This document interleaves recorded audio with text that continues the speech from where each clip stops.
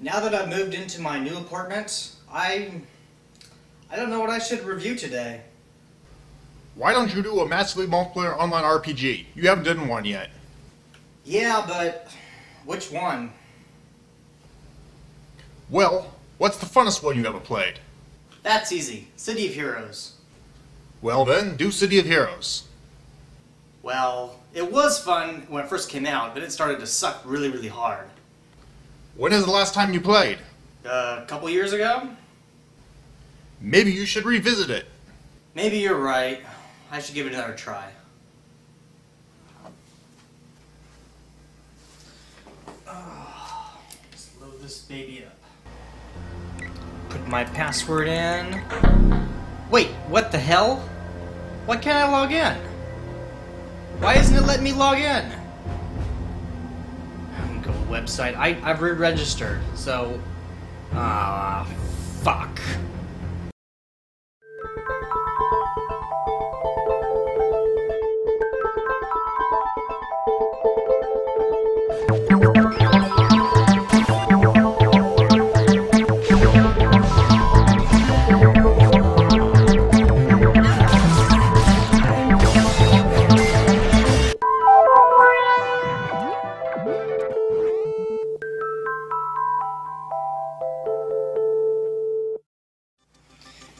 Okay, I finally got the account activation problem resolved.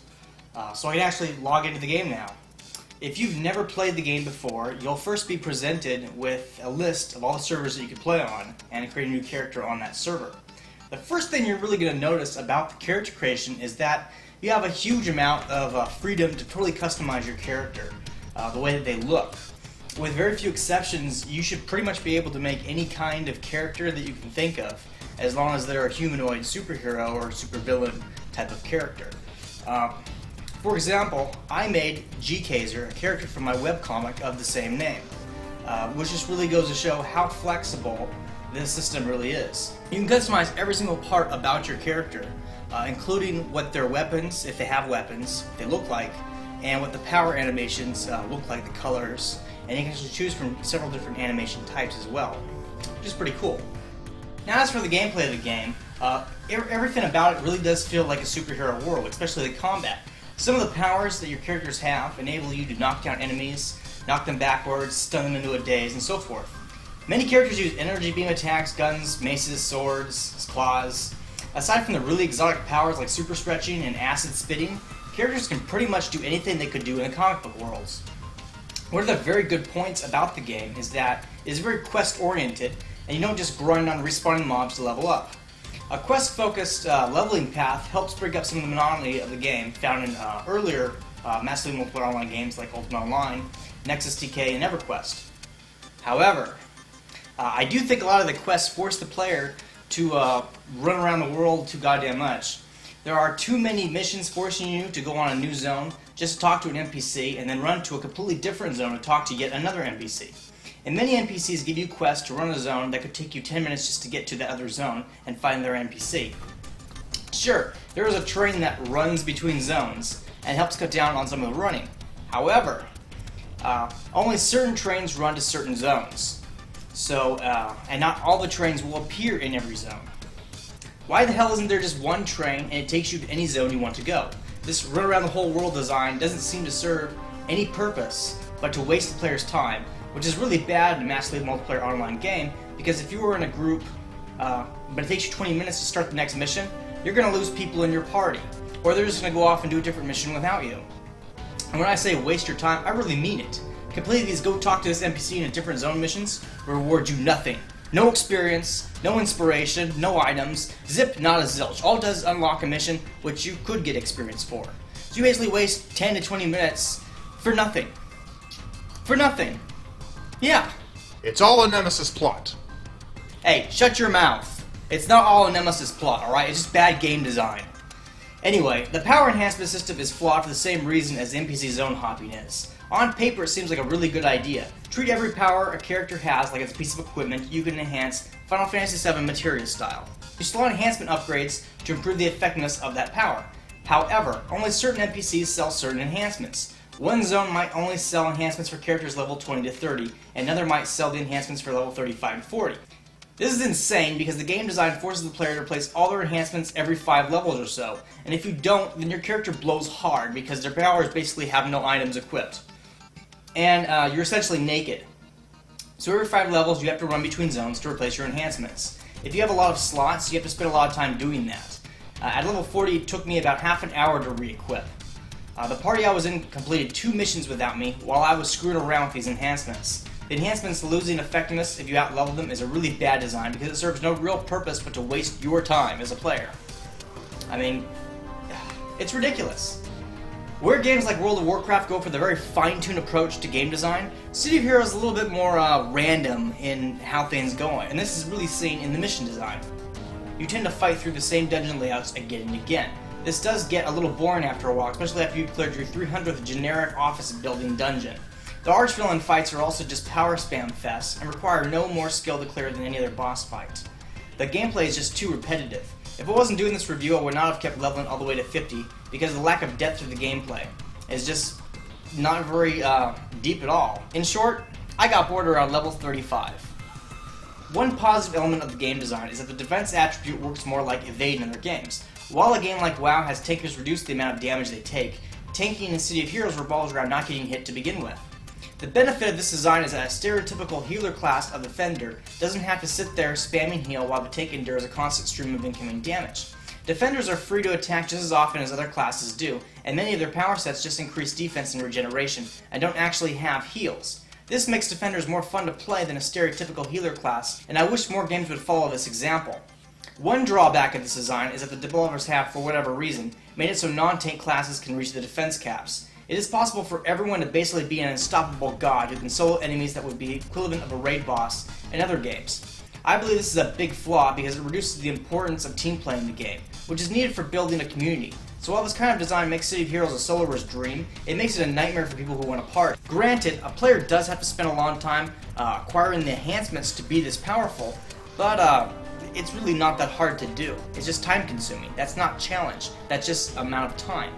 Another thing about the so-called raid bosses in this game, which are arch-villains. In a game like WoW, classes are balanced for raids by having raid bosses with rage timers. If you don't defeat the boss in a certain amount of time, they become uber powerful and smoke your raid. This encourages players to build their characters correctly. City of Heroes doesn't have that layer of depth, so players build to be defensive when they should be offensive, thereby becoming nearly invincible, at which point the game loses much of its challenge. You have the rogue equivalent class of scrappers going for defense caps, thereby becoming tanks and doing less DPS than they're capable of. But it doesn't matter because arch-villains can't even hit them. Truth be told, arch-villains have artificial intelligence identical to every other enemy in the game. It requires no special strategies to defeat them. The only thing that defines the arch-villain is that they have more health than other enemies do and they give more experience. Otherwise, you just wail on them and they die like every other enemy in the game. Even the old 8-bit Mega Man games have bosses that require more strategy than an arch-villain in City of Heroes. The reason this is bad design is because having bosses that require actual strategies to defeat helps break up some of the monotonous of the, just go around, I want to find this enemy, I'm going to start hitting them, go on to the next enemy. Granted, this isn't a problem unique to City of Heroes. There are lots of massively multiplayer online games who make this mistake, but I think it's worth pointing out that there is a lot of wasted potential in the boss designs of this game. Another complaint I have is in the power set pools. Too many of the auxiliary powers are pretty much required, such as stamina and health, combat jumping, acrobatics, weave, etc. and so forth. This offends my keep it simple approach to game design. Everything that a character requires to do their primary job should be found within the archetype power sets. You shouldn't have to pick up your optional power sets in order to be able to function as a character of that class. For melee characters, it's incredibly hard to keep up with the incoming damage from enemies if you don't have tough, weave, combat jumping, and health. And for everyone, it's impossible to keep up with your endurance needs if you don't have stamina. This means everyone tries to take these powers and everyone becomes more cookie cutter. This wouldn't be hard for the developers to fix if they just deleted these powers and instead tweaked the archetype powers so they offer these effects. For things like acrobatics, many characters must take powers that will otherwise never actually use, therefore wasting a power spot just to get a power they need in order to do their primary role like a tank. This seems like bad design to me.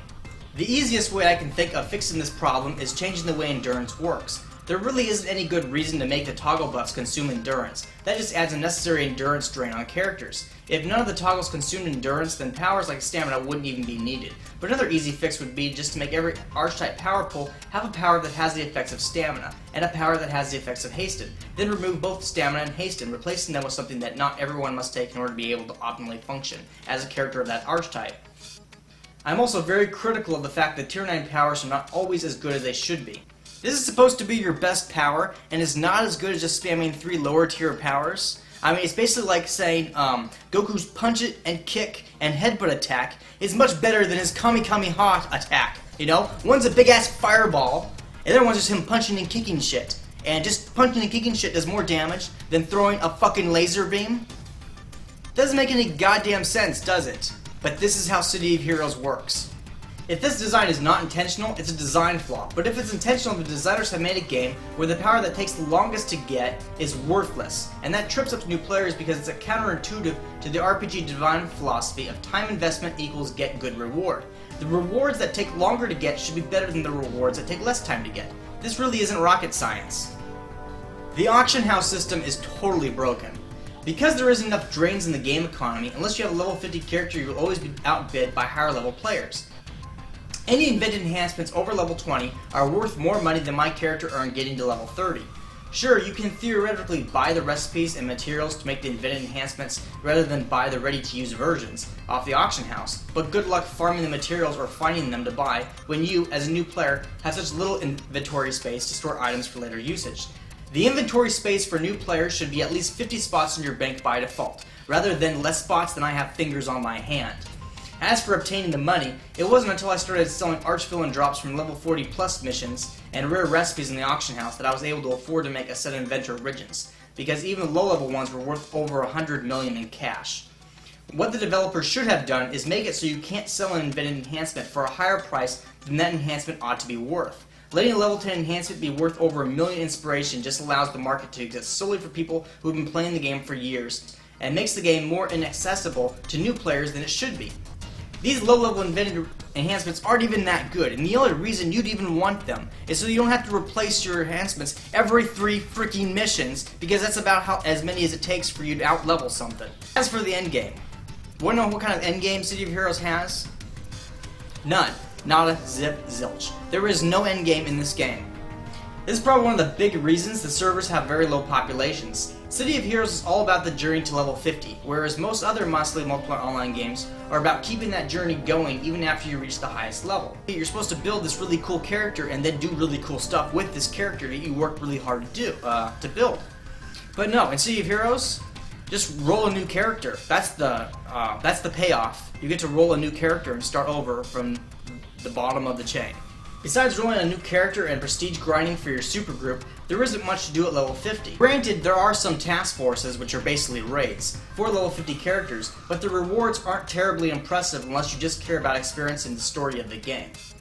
Now, some people might think the lack of an endgame and PvP content isn't a big deal, citing this stuff doesn't appeal to City of Heroes subscribers. The problem with this line of thinking is that the endgame and PvP content in City of Heroes is severely lacking. It is foolish to believe content that doesn't exist won't appeal to the player base just because they aren't using the content that doesn't exist. Every other majorly popular game from World of Warcraft to Ragnarok Online has endgame and PvP content. The reason this is there is to appeal to a hardcore player base, who will then encourage their casual gaming friends, ranging from coworkers to siblings to significant others, to play the game with them. Casual gamers generally don't encourage friends to play because the majority of them don't stick with the game for very long. Casual gamers also don't tend to spend hours writing game guides for their players, which is really needed for new players of the game of this complexity. For a game that has been around as long as it has, City of Heroes has very few fan sites devoted to it, and those fan sites are pretty much just guild sites, and many of them are hardly ever updated. Trying to find up-to-date information on how to perform a quest, unlock a costume piece, or even build your character can be very frustrating, because many of the hardcore gamers who used to do this stuff have long since left the game.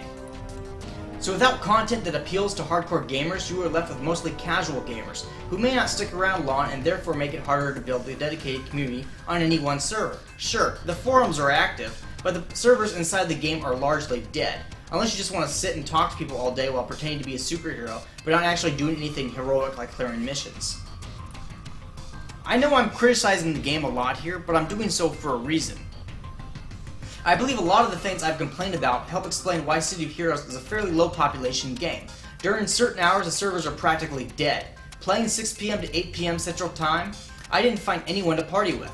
On the plus side, the Exemplar system enables you to group with people much higher level. My level 5 Scrapper jumped to level 13 in about half an hour when I partied with some level 40 characters. On the downside, finding any parties can be hard at certain hours, and sometimes parties break up because people don't like waiting half an hour for someone to talk to a stream of NPCs in different zones and or restock their enhancements.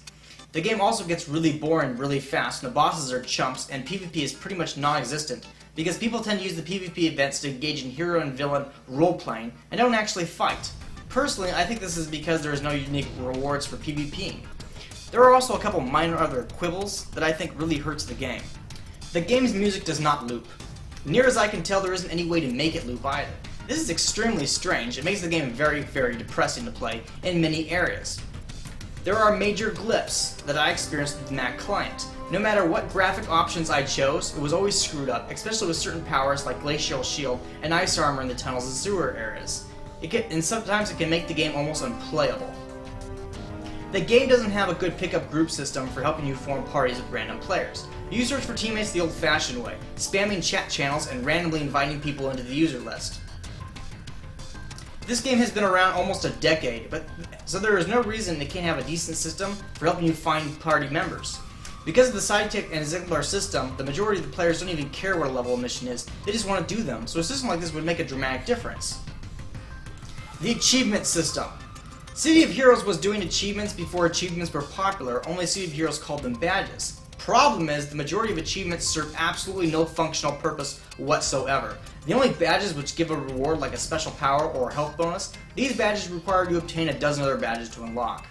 This is a bad design in a game where bosses don't even drop elite items, which you can equip on your character to look cool. Every badge needs to have a tangible reward at the time of obtaining the badge. And no, having a small little graphic and a menu is not a reward. That's basically saying, hey, you did a really good job, here's a t-shirt. It's a cop-out and it's a bad design because it discourages most players. Each task force badge should give a bonus. You shouldn't have to do all of them to get that one bonus. This change would make it work more like conventional raid design in another type of game, and offer more tangible and obvious rewards to players. The raid badges by themselves don't do anything. You have to collect the whole set to get a 5% max HP increase bonus. So basically, you have to do all 6 task force missions of the game in order to get the task force badge that gives you that small bonus. If this was a better design, each quest chain would reward you with a 1% max HP bonus, which serves the same purpose, but the reward is more tangible and reliably given to the player. As for PvP, near as I can tell, there is nothing to gain from PvP that can't already be obtained from PvE play. This is why the PvP maps are pretty much dead, or used by some players for role-playing between villains and heroes. Literally. Developers, when people are not using your PvP maps to PvP, but are instead using them to roleplay, your PvP game is badly designed. You know why PvP events in World of Warcraft are popular? Because there are things that can only be obtained through PvP, and players want that stuff. If the rewards were the same as PvE, then people wouldn't PvP that much. Some people believe PvP needs to be for people who enjoy PvP. This is flawed. You can make PvP appeal to everyone if the rewards are worth it. And just because some players might say they hate PvP, doesn't mean they won't spend hours upon hours engaging in PvP if they believe the reward is worth it, because the majority of them will. Here is the big problem people don't get about player feedback. Players lie. Players lie a lot. They will say they really don't like something, but they will spend months and months and months doing that activity because they want the reward. You know what that means? That means the gameplay is probably effective.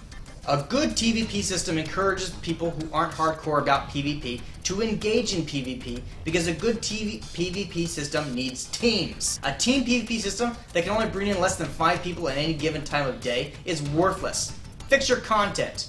You have a fairly low number of subscribers for a reason, and the reason is while the game's graphics look really impressive, the game design is not competitive. If your game primarily appeals to people that use it as a graphical chat room, then maybe you should focus a little bit more on the game part of massively multiplayer online role-playing game, and a little less on the role-playing part. So what is my final verdict on this game?